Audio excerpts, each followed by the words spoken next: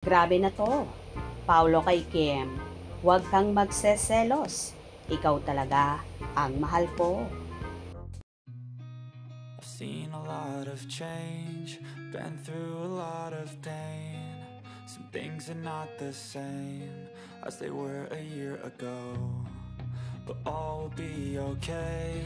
I move on each and every day. The past.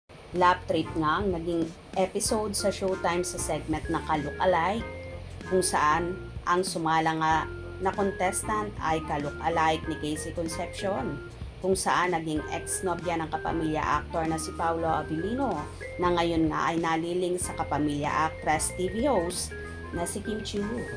Tuwang-tuwa madlang people, ganoon na rin sina Meme Vice Ganda, Jong Hilario at Vong Navarro, na ayon pa kay Vice, ayos Casey, at si Kim Chiu ay Casey rin, ang mga unang letra ng pangalan at unang letra ng apelido. Para masubok nga ang galing ng contestant, nagkaroon nga ng aktingan ang tatlo kasama ang TV host singer na si Ogie Alcacid, na kunwari ay gumaganap bilang si Paolo Abilino. Ayon sa naging aktingan ng contestant at ni Paolo, Ogie, aka Paolo. Pero, wag mo namang sabihin na parang baliwala naman ang pinagsamahan natin. At dito nga sumagot ang contestant, no! Kung saan lumayo si Casey at dito nga ay hinarang naman ni Kim si Paolo at sinabing, so, nagsisisi ka. Nagsisisi ka.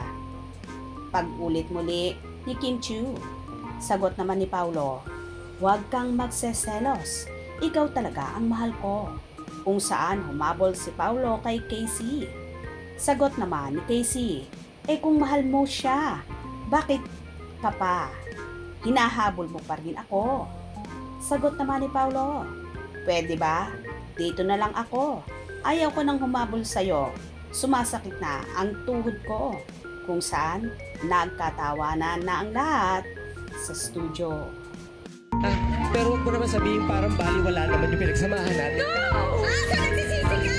Nagsisisi ka? Huwag ka magseselos, ikaw talaga ang mahal ko. Kung mahal mo siya, bakit hinahabol mo pa rin ako? Pwede ba dito na lang ako? Ayoko nang kumabot sa Christmas. Halos lahat naman ay naloka sa katatawa sa aktingan na naganap, kung saan sinabi pa ni Ogie kay Kimi na siya ang totoo dito. It means, lahat ng reactment nila at inacting nila ay para talaga kay Chinita Princession, at talagang totoo yun. Alam kasi ng mga kasamahan ni Kim na totoong mahal na mahal ni Paolo si Kim, dahil nakikita nila ito sa binata na malimit ngang nasa studio para ihatid at sunduin ang actress.